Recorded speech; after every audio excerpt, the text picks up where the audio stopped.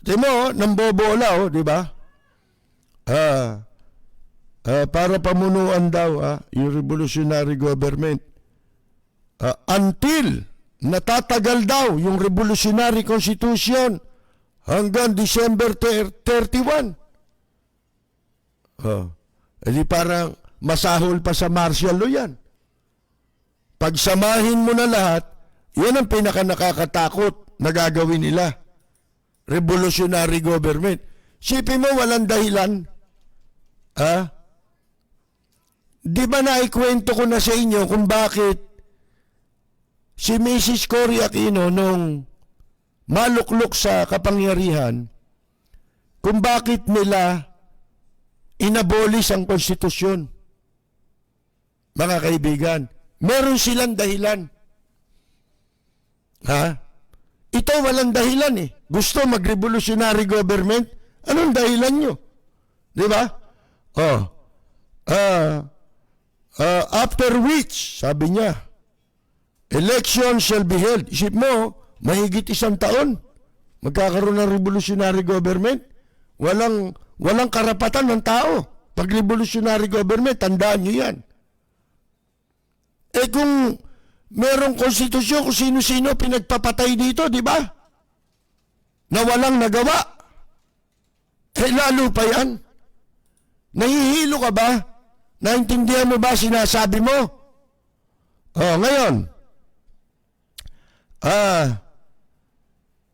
election shall be held under the newly amended Constitution. Ba? Gagawa pala sila ng konstitusyon.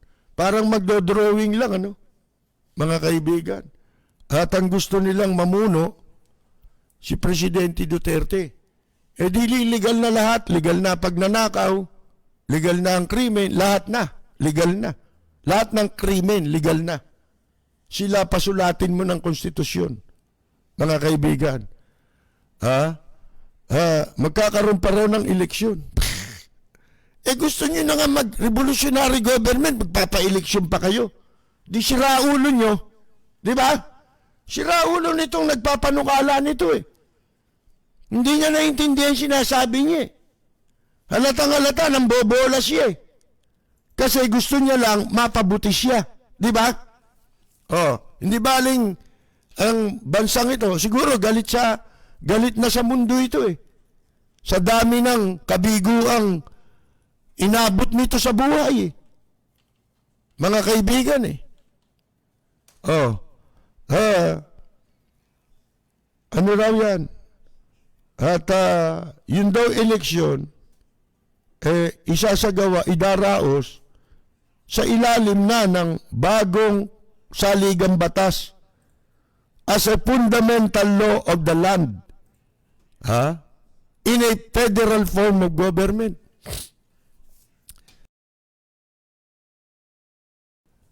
Makikita ninyo yung intention na walang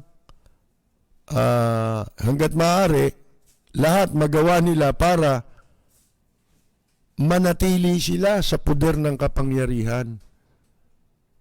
Mga kaibigan, di ba? Katulad niyan, yung konstitusyon babaguhin mo. Bakit hindi na naayon sa gusto mo? Ba, hindi pwede yun. Di ba? Katulad nitong gumawa ng sulat, nung una, kurista sila eh. Kaya nga siya nabigyan ng pwesto eh. Sa administrasyon dati ni Pangulong Cory Aquino, fiscal agent nga lang. Di ba? Pero hindi rin nagtagal dahil nagmadali. Ngayon, di ba, sa ilalim ng administrasyon ni Mrs. Cory Aquino, ginawa itong saligang batas na ito. Mamaya, gusto ko ipagpatuloy yan para maintindihan ninyo. Di ba, mga tumatahol ng revolutionary government, nag-uudyok yan eh. Tinitignan nila, wala namang kumakagat, di ba? Pero kaya nila ginagawa ito para maging malinaw. Lalo ngayon, especially ngayon. Sapagkat makikita mo na nababahala sila. Kaya gusto nilang mangyari yan, meron silang ikinababahala. Na yan ay lalo pang magpapalakas sa hinala, tuloy. Lalong mapaghihinalaan na si Presidente Duterte merong hindi magandang kalagayan. Mga kaibigan, dapat taliwas sa sinasabi ni Presidente Duterte na wala tayong pakialam, meron po. Yun po ang nasa saligang batas. Yung sinasabi nyo, sa bibig nyo lang galing yun. Na kung kailan mo gustong lumitaw, kailan mo gustong umalis, ba hindi pwede yun. Nasa konstitusyon yan eh. Lalo na kung may pagdududa pagdating sa kalusugan, nasa batas yan. Tayong lahat ay sakop nito. Lalo ang mga nakapwesto. Di ba? Nasa ano yan? In case of death, permanent disability sa Article 7, Section 8. The Vice President shall become the President to serve the unexpired term. Sa Section 12 ng parehong article, Article 7, in case of serious illness of the President, in case, di ba? The public shall be informed of the state of his health. Hindi karapatan. Di ba? At sila ang binibigyan sa ilalim ng batas ng obligasyon. The public shall be informed of the state of his health. Responsibility nila na ipaalam ang estado sa kalusugan ng presidente. Mga kaibigan, ibig sabihin, may tungkulin kayo sa taong bayan, kayo yung inaatasang ipaalam ninyo sa publiko. At kaming publiko ang may karapatang makaalam yan. Alam nyo, siyempre nga naman, kung revolutionary government, ipipilit nyo, asan ang dahilan nyo? Paano mo i-justify yung revolutionary government? Wala naman sa konstitusyon yan. Sige nga. Paano mo i-justify? Kaya nga sabi ko sa inyo, si Mrs. Cory Aquino, kahit ganon, nung araw, hindi niya inabuso ang kanyang kapangyarihan nung ang umiiral pa revolutionary government. Panay ang rally namin noon, Sama ako sa mga loyalist rally. Mga kaibigan. Hindi kamukha nitong mga loyalist sila nung nakaupo si Marcos. Tapos nung nawala si Marcos, ang nagrarally, yung matatanda, yung mga hindi nakinabang kay Marcos. Nung nakabalik na naman si Marcos, yung anak naman, doon naman sila nakinabang. Nakasabsab naman sila. Yung mga matatanda na nagsisipag-rally noon. Mga lola kasama namin, bata ako pa noon. Sipin ninyo.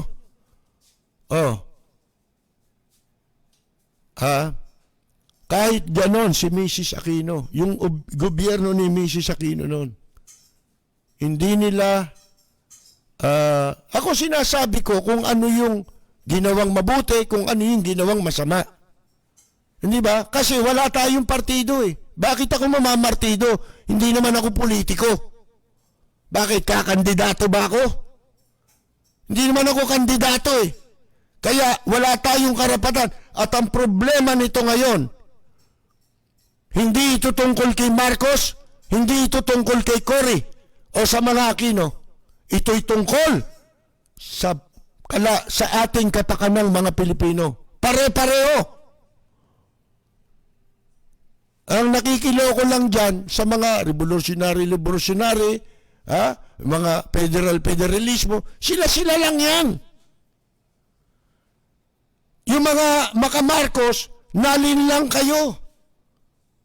Hindi nyo alam, ginagamit yung Marcos Aquino para hatiin ang ating bansa. At madali nilang maisasagawa ang bawat balaki nila laban sa interes ng bansa at ng mamamayang Pilipino.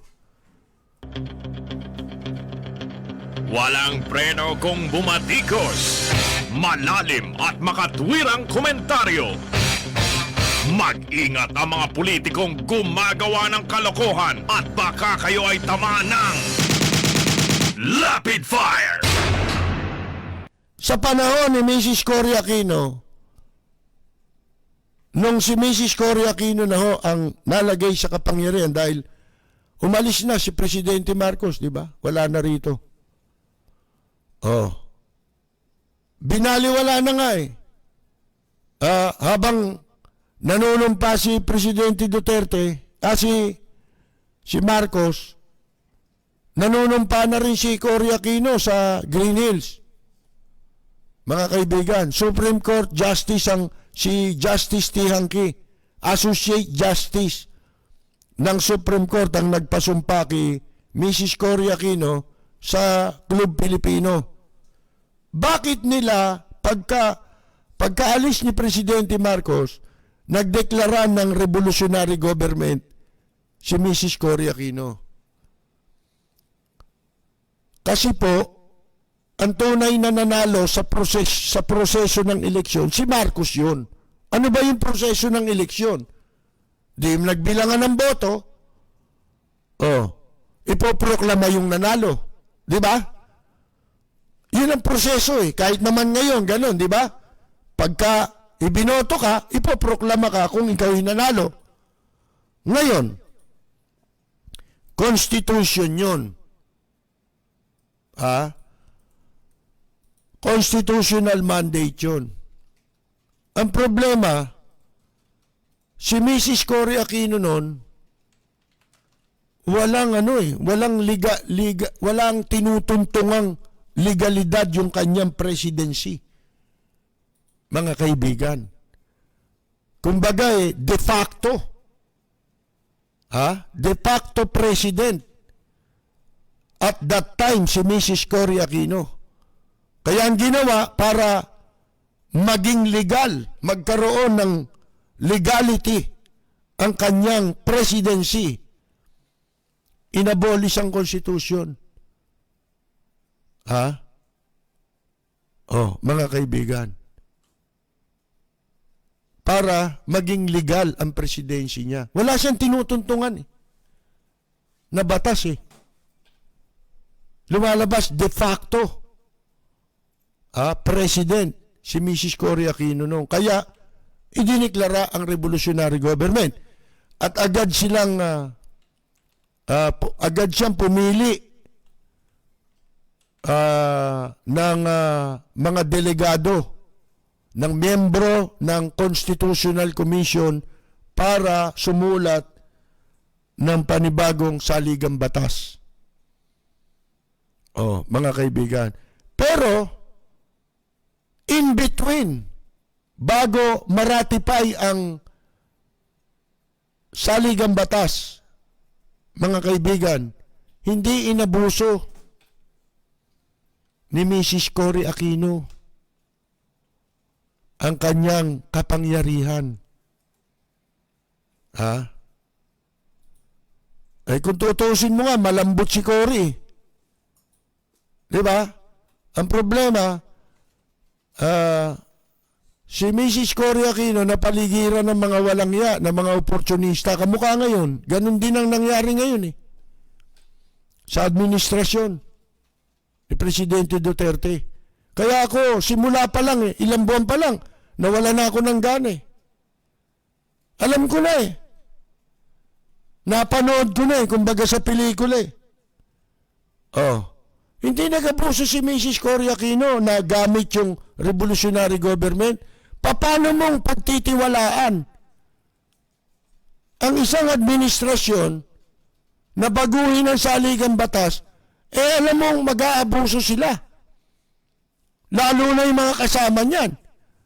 Sapagkat, nung hindi pa nga nakadisenyo para sa kanila lamang na interes, di ba, kaya nila pinaplano yan para idisenyo sa interes na nila at ng mga kaalyado nilang politiko yung saligang batas.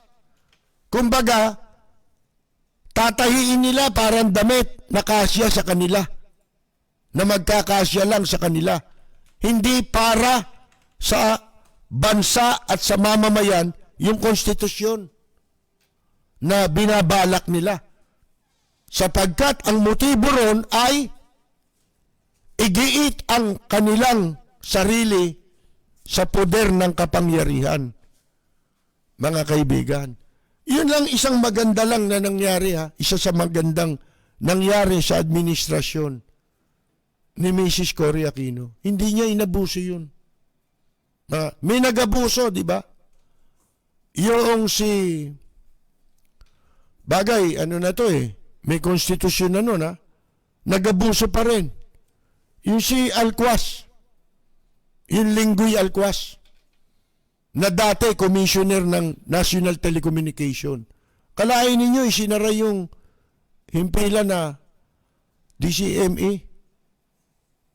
Mga kaibigan, tinanggal siya. Inimbestigahan siya ng Senado. Ayan, sila Enrile, mga nag-imbestiga. Sina Butch Aquino. Kahit na ganun si Butch Aquino nun, kasali siya sa mga laban sa ginawa ni Alcuaz na pag-abuso sa pagpapasara ng himpilan ng radyo. Nandun kami nun eh. Kami nila Kauding eh.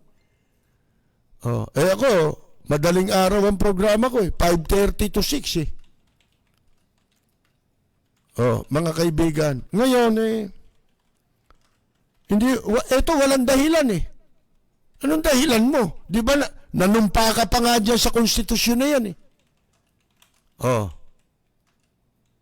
Paano ninyong i-justify ang matakot pa kayo, ito pa, kung talaga lang naman ito yung mga possibility. Pagka ang nangyari dito, halimbawa, kung talagang, bagay sa Lunes pa natin kasi malalaman kung totoong nasa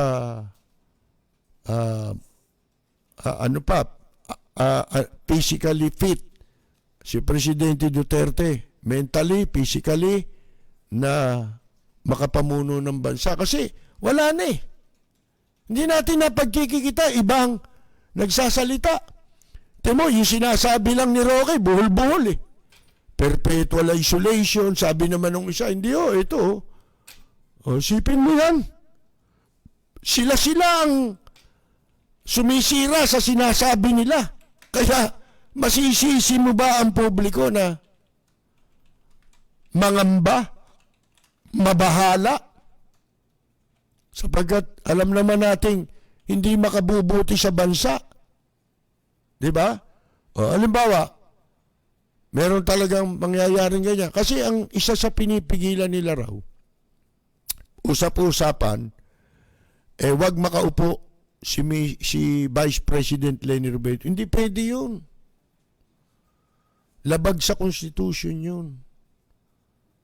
At yun ay siguradong hindi rin tatanggapin kung lalabagin ninyo yun. Hindi rin yan tatanggapin ng international community. Mga kaibigan. Hindi rin matatanggap yan. At kapag kaya na ilabag, hindi sila pwedeng hindi gagawa ng hakbang. Sapagkat yan ay commitment eh. Iyang pagkakaroon ng demokrasya sa ating bansa. Hindi lang sila nananagot sa ating mga Pilipino. Kung gigibain nila, babaliwalain nila at dadapurakin nila ang ating saligang batas. Kundi, pwede rin tayong pakialaman. Sapagkat may commitment tayo. Ang bansa natin ay isa sa mga bansang magtataguyod ng pamahalaan, isang uri ng gobyernong makademokrasya. Mga kaibigan, hindi lang yan basta nating ginawa. Ha? Hindi lang yan basta ginawa, yung konstitusyon na yan. Na tayo lang mga Pilipino, pero kailangan ipakita nating mga Pilipino na tayo ay hindi sang-ayon sa pambabastos, paglapastangan sa ating saligang batas.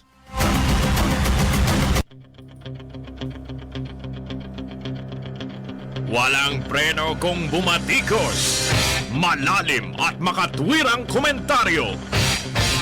Mag-ingat ang mga politikong gumagawa ng kalokohan at baka kayo ay tamaan ng Lapid Fire! Yan, ito tatapatin ko kayo. Ako, Maka Marcos Ferdinand, yung tatay.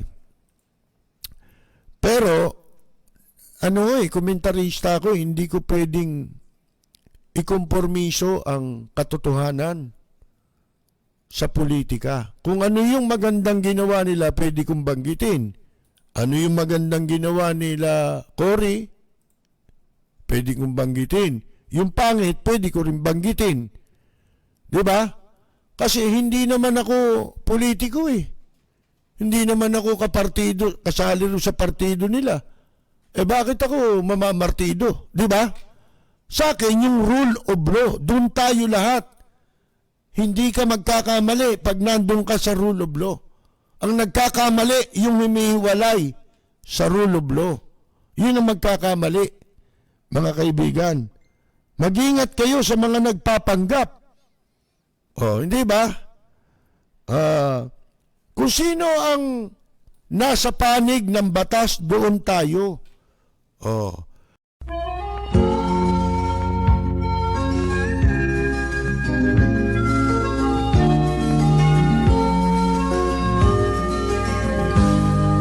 Sa bayan ko ay isa ang lahi. Dito'y wala ang pagkukunwari.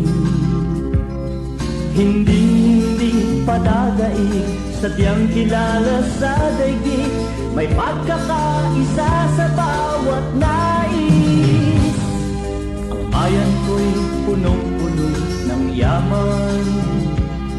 Bakit ito'y kailangan pang iwanan? Hindi nga ba't anong sarap mabuhay ng buong ganap? Sa bayan mo, sumabit man yaong wakas. Dito sa bayan ko, lahat kami pantay-pantay. Walang nang aapit, ang pag-ibig ay tunay. Dito sa bayan ko, dito'y makikilala mo ang isang kaibigang nagmamahal sa'yo.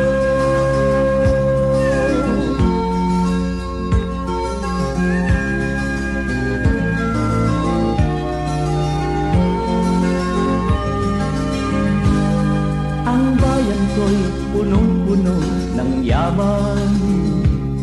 Bakit ito'y kailangan pang iwanan? Hindi nga ba't anong sarap mabuhay ng buong ganap? Sa bayan mo, sumapit man yaong wakas. Dito sa bayan ko, lahat kami pantay-pantay. Walang nang aapit, ang pag-ibig ay tunay. Dito sa bayan ko, dito'y makikilala mo ang mga kaibigang nagmamahal sa'yo. Dito sa bayan ko, lahat kami pantay-pantay. Walang nang aapit, ang pag-ibig ay